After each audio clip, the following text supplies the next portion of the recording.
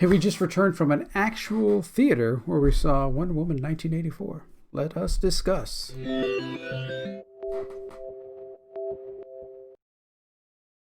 Hey there, this is Tom from Tom's Tech Show, and we headed up to our local drive-in theater, which is in Goleta. It's past Santa Barbara here in California.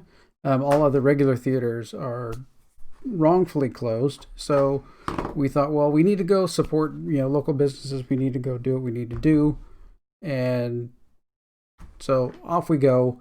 Popcorn's great. You get to sit in your car in the comfort of your car and be able to watch the movie, and so that's what we did. We're going to have two parts to this video here. We're going to have the beginning part, which is no spoilers, no nothing. We're just going to talk in general about the film, and then second part, we're going to really dig into the storyline and really kind of lay things out as I saw them. So to begin with, some of the things that I really liked, I really enjoyed the storyline. I mean, I thought it was really good. I think Patty Jenkins was true to her directing nature, right? She did kind of the same pattern, and she definitely helped you develop interest and things in the characters as they move forward and progress through the film. The premise of the film, if you haven't seen it, we won't go over that yet, but made sense, right? It's like, okay, this is what's happening, and it seems kind of innocent, and then boom, it gets bad, right? So the parts where you have Steve Trevor shows up, there was all those hints and different things about that he's actually kind of there, but he's taken over somebody else's body and stuff, and the scenes where they do the 80s clothing throwback and the little fanny pack and things like that, because that was in the trailer, it kind of got lost in the film. There was no shock. There was no like, oh wow, this is different and funny and everything else. So I kind of lost that. It's like, okay, no, that it's not funny now because you've already shown me 100% of it in the trailer, pretty much. So that I think, looking back, I think they should have gone through the trailer and maybe cut that out, or cut majority of it out, so that you didn't get hit with it all in the trailer, and then only maybe a few seconds more of it actually in the film.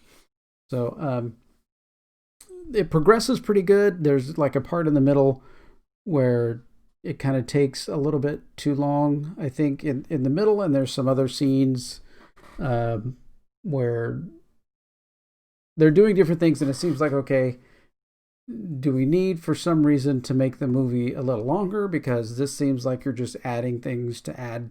You're adding this effect that you're doing, and what you're doing in the film is just taking too long. Like, there's a certain part, that you're watching. Okay, this is like 2 minutes of the movie. Could have been 30 seconds, but you're making it 2 minutes. And, that's a directorial, editorial thing. Maybe because of the beer bug, that they went back, did some re-editing, and made it longer. They like, sometimes when you do something, and even when I'm doing videos here, for YouTube, I'll sit down, I'll do a video, I'll come through it, I'll go, well, that's not quite right, and then I'll go do some editing, then I'll add some pieces and go back and forth and everything, and what ends up being is too long and not to the point, and all that, and I just end up, for myself, if I look at it and go, okay, well, that's, maybe that's not good, but I'll go and I'll throw it away, because it's like, there's too much. It gets, this part's bad, this part gets bad, and I just kind of throw it away. And I think maybe in their editing, because maybe they had too much time, that maybe they added some things or something that, made it longer. Like, oh, we can add this, we can stretch this. They didn't, in their rehashing of it and having the extra time, really didn't, some parts didn't play out well, and some parts kind of drug on. It's like, okay, you make the decisions to put these in, and the movie is 2 hours, and if I look at the page here, the movie is 2 hours and 31 minutes long, and maybe 2:15 would have been better time frame for the movie. There are some things that in the movie that are predictable story plots and plot points that are like, okay, so once you find out, information A, event B has to happen, and just when that is and how to make that emotionally, impacting, right? And she did a pretty good job, with that, but it's coming. And for those things that are coming, it's like kind of leaves you out a little bit. It's like, I know you have to give us these plot points and you have to do them and how they, fall in place, but sometimes that predictability takes away. Like watching The Mandalorian, the last episode when the Dark Troopers get blown out the hatch, it's like, oh, well, they'll be back. It's not like, oh, good, we've gotten past that. Like, no, they're coming back. It's not even a question. So there's some things in this movie that are like, okay, we know this information, which means this event has to happen. And how long are you going to drag us out until this event happens, right? The acting and the change of Kristen Wiig was really good. I thought she did a really good job, and how her character progresses through it, and how she changes and stuff during the film. Makes sense. They don't like give you everything at once. I hate movies that give you like everything at once. Especially some of the movies that you see that are like remakes that are like just boom, we're just gonna lay everything out. That's what when I was watching they redid Magnum PI, right? Magnum PI, the original one, we didn't know who Higgins was and all these different things and Higgins' backstory and everything else that was slowly kind of dribbled out over the Tom Selleck. That one was kind of slowly brought out over the multiple seasons of the character about what Higgins did, what Higgins was, and all that. Where in the new Magnum PI, immediately we know military background, all these other special forces things and everything else that the gender flop Higgins character has. So that kind of irritated me. It's like, well, why are you giving away everything right away? Why do we need to pull this off right now? So that was one thing that was nice about this, was that we don't get everything right away. And you slowly see a slow progression of it moving through the film. Okay. So we do have Lily Aspell, who again plays the young Diana, does a great job. And Patty Jenkins must really be able to get with her and get down on her level and be able to really direct her well, because she really, really does a good job of it. I mean, the little girl just flows right into the part, acts like Diana would, all those different things as a young, kind of brash, child with a lot of energy and power and everything like that. So just really good. Chris Pine does a good job. He, like many people speculated, in the first film, it was Steve Trevor leading and introducing Diana to the world. And then in this film, it's Diana introducing Steve Trevor to this new world in 1984 that he's not used to. So, So Kristen Wiig does such an awesome job in her character development through everything. Pedro Pascal, just playing all these different characters that he plays, from The Mandalorian to, any of the other things. What else was he? He was in, let's see, Wonder Woman 84. What was the other one? Equalizer 2 to The Kingsman Golden Circle. Just all these different things that he's playing such different and disparate characters and stuff. We know it's just he's got such a good range of character to play, and that allows him to start with what seemingly is normal and then be moving off to something that is, a little wacky, in the end. And of course, we get some of the other people from the Themyscira, of course, because we're back there for a little while in the film. Robin Wright and Connie Nielsen and all that just also do just an amazing job as they go through that part of the film.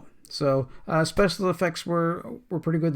Didn't take you out of the film, which I hate when movies have a special effect that's like, okay, let's pause and do this complete special effect, and then you know come back to the script. It's like the special effects were only there to enhance the film, and that goes back to Patty Jenkins and her really good directing ability, I think, and her concept of the character matches the character. You can have directors that they may have good concepts, but they don't match what the character is doing. Like, I don't think that Patty Jenkins would maybe be able to direct a Deadpool movie. Maybe that wouldn't be a good fit. But for Wonder Woman, absolutely. Okay, so we've got some, all the images here and everything that we're going to kind of jump around and go through.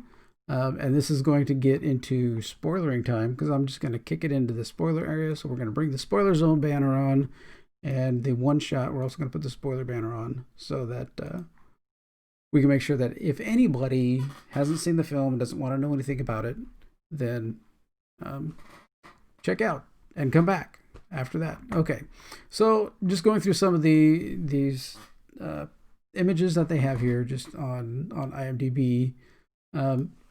This was great. This was more towards the, say, like 3/4 the way through the film, and they need to fly off and catch the bad guy, and catch up to him, played by Pedro Pascal, so Maxwell Lord, and they're in this airplane, this jet that Steve Trevor's flying, and Diana has been able to make the plane be invisible. She's like, how did they make Themyscira invisible to people so that nobody would be able to see it? Well, she's figured this out and slowly figured it out. She said she was trying to, and she made a cup of coffee disappear, which she still can't find.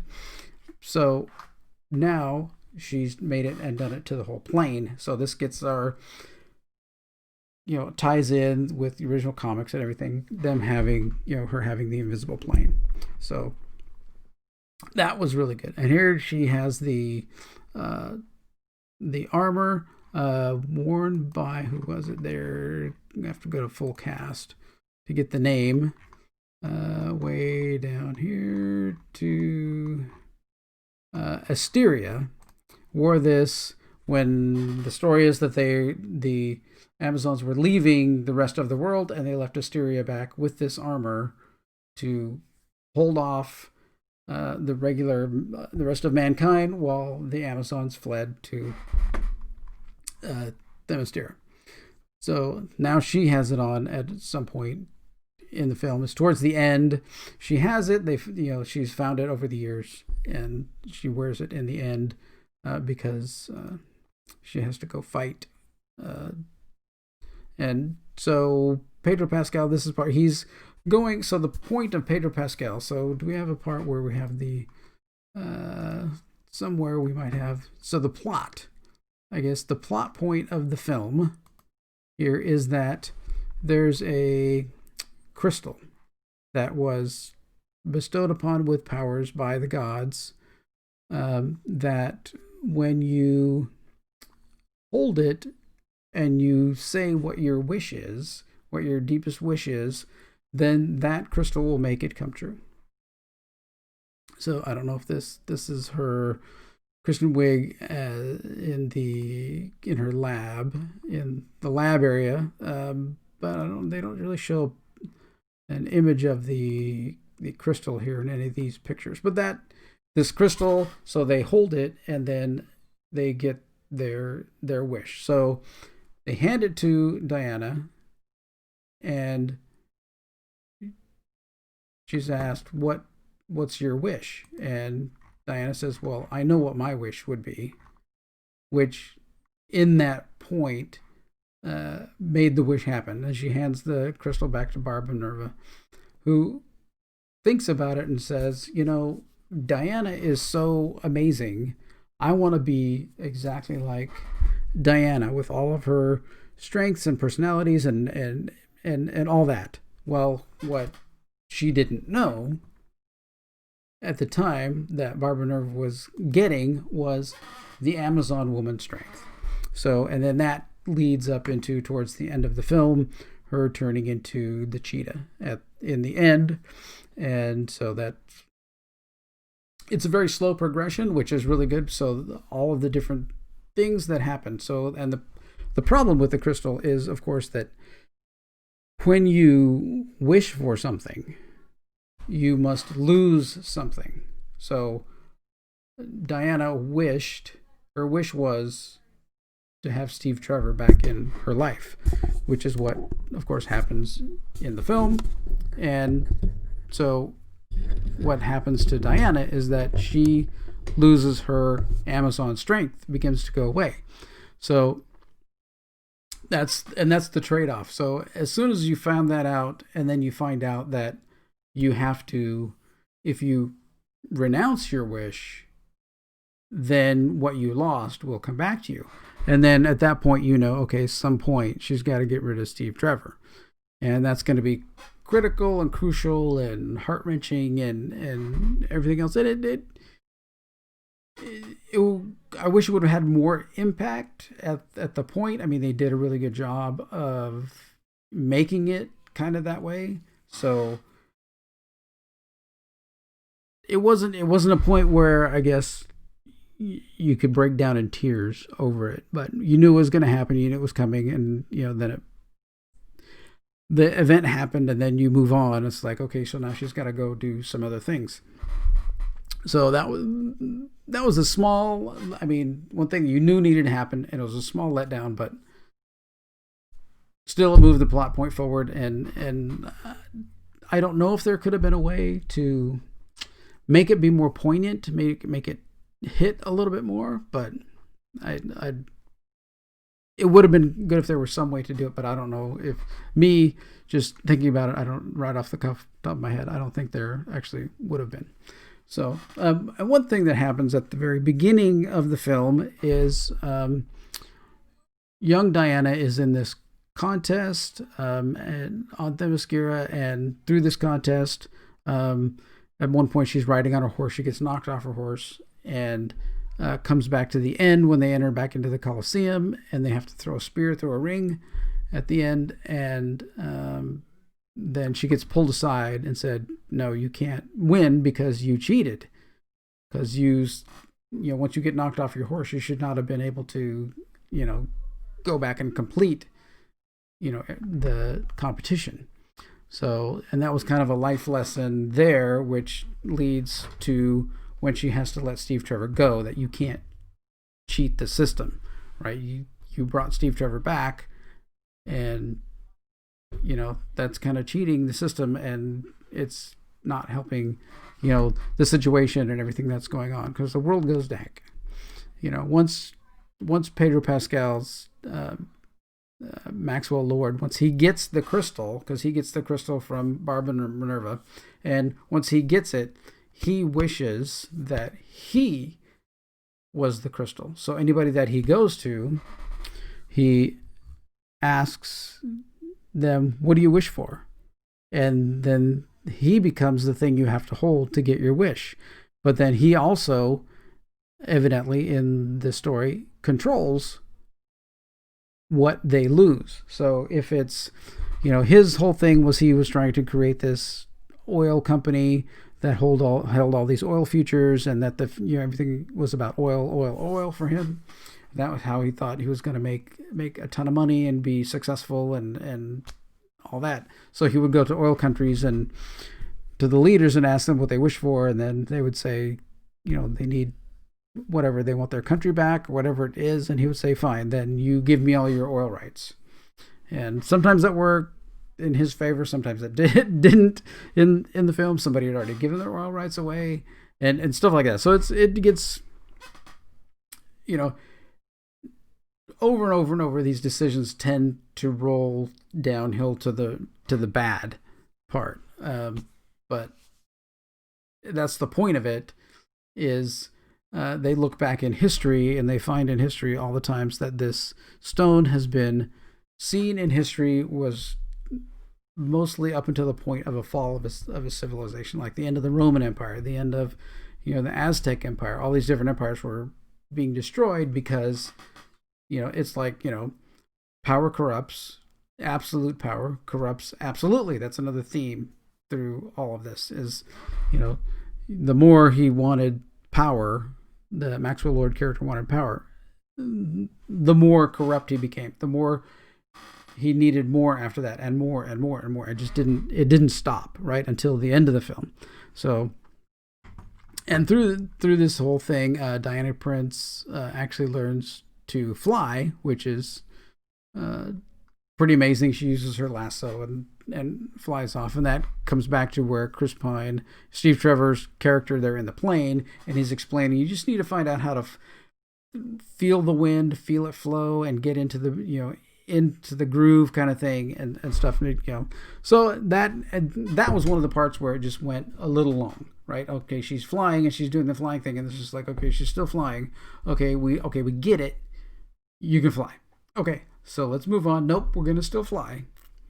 Okay, that to me went a little bit long in the film. But once we get towards the end of the film, they use a satellite network.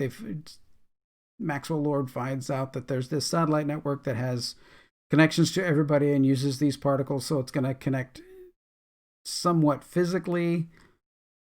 Because in order to get your wish, you have to be holding the stone, which means everybody would have to be touching Maxwell Lord in order to get their wish. So supposedly this particle thing made it so that they were actually seemingly touching. Okay, this is a stretch, but there we're going with it. So he goes to one of the satellite transmission bases, starts broadcasting his message, asking people to, ask for their wishes so that he can take what he wants, as what they lose, take their health, take their success, take everything from all these people. And that ends up, the whole world really starts going bad after that. So it's another message, I think, that you want something in your life, in what you want and your wish. I want to be, overly successful. I want to have tons of money. I want to have all this. I want to have all that. But more often than not, you're going to be trampling on somebody else. You're going to be pounding on somebody else. Somebody else is going to lose. So to automatically get that means you're almost automatically hurting someone else, and maybe someone that you love. One guy, a couple was having an argument, and she says, "I wish you were, gone or whatever, out of my life forever." And he says, "Yeah, well, I wish you were dead." And then so the lady starts dying right there. So, our words and things, can have hurt and all that. So another, more themes and stuff in the film, which really played very well through it all. I mean, I thought it really did well, playing a lot of these themes out through the film. I mean, I'm sure a lot of people are going to see things as, oh, she's trying to push this message or that message. Or, I mean, a lot of people thought, oh, they're just going to push this hatred of oil.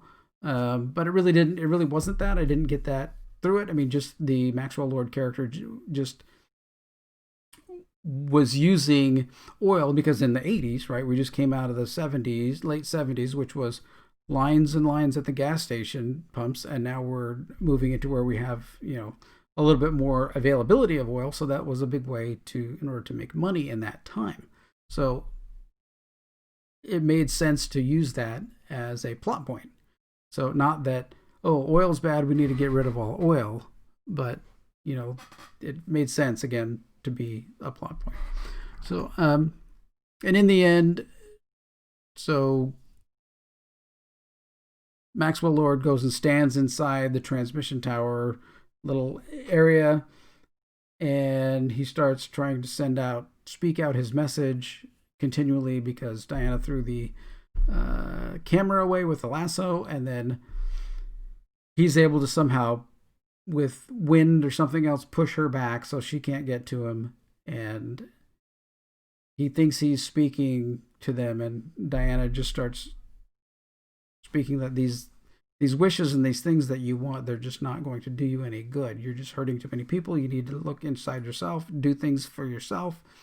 And he didn't realize that she hadn't gotten the lasso around his leg, and that was the message. And then people started saying, I recant my wish over and over again throughout the world. And then he finally realizes that what's really important to him is his son. So that's where he finally, in the end, breaks down and basically recants his wish to become the stone, and everything, a lot of the bad things that were there just started going away and disappearing and reversing themselves. So then he goes and finds his son. We don't ever see if since he recanted himself being the stone, because when he wished to be the stone that was there disappeared and became him. We don't ever see if the stone comes back, physically. We did leave the theater, drove off of the theater like about halfway through the credits because everybody was leaving. They were trying to get the other new people for the next showing in. So I don't know I don't know why they would do a last minute, Marvel kind of end scene where the stone came back, because we've already done the stone, movie, and I think to do that again would be horribly redundant. But at the very, very, very end, there's another clip scene. There's no images of it in here, in the pictures, because they wanted to keep it hidden. This was this big secret at the end, was that way, way, way down here in the rest of cast listed alphabetically was Linda Carter, was that you see someone, we think it's Diana Prince, save someone, and the mother comes up and says, you just saved, my child or whatever. And they turn around and it's Linda Carter just saying that that's Asteria, who was using the gold armor to protect everyone else so they could get to Themyscira. And it was just awesome to see her and them to pay homage to her, that she played, Wonder Woman's, long ago on the TV and stuff. Just an amazing, amazing thing at the end of the film. That like kicked it off, like right at the end, yes, So it was amazing. That was really cool. Really cool. So what do I think of the movie? I think it was really good. I really, I think it ended up being a little bit long. Like these here, people are rating it here a 6.5. I'm actually going to go with, I'm bouncing between 7 and 8. Maybe in a day or two, I'll give it a 7, but right now I'll give it an 8. I thought it was really good. It was enjoyable. There were great parts. There were some funny parts. There was the drama and everything else made sense. I think just the middle of it kind of drug a little bit. So I think maybe clipping some of those long drawn out scenes that weren't really necessary to be that long and drawn out, and got them closer together, a little bit might make better with the pace. But other than that, I thought it was great. I thought it was really well done. I didn't see any real heavy political messaging, or anything like that. It's just not, you're in that time, and it's used the politics of the time and the economy of the time. So made perfect sense to me. I'm sure a lot of people are going to go screaming, "Oh my gosh, this is horrible!" But no, I don't think so.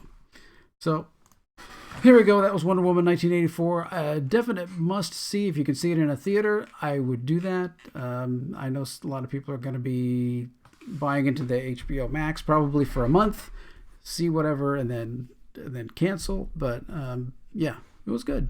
I enjoyed it. All right.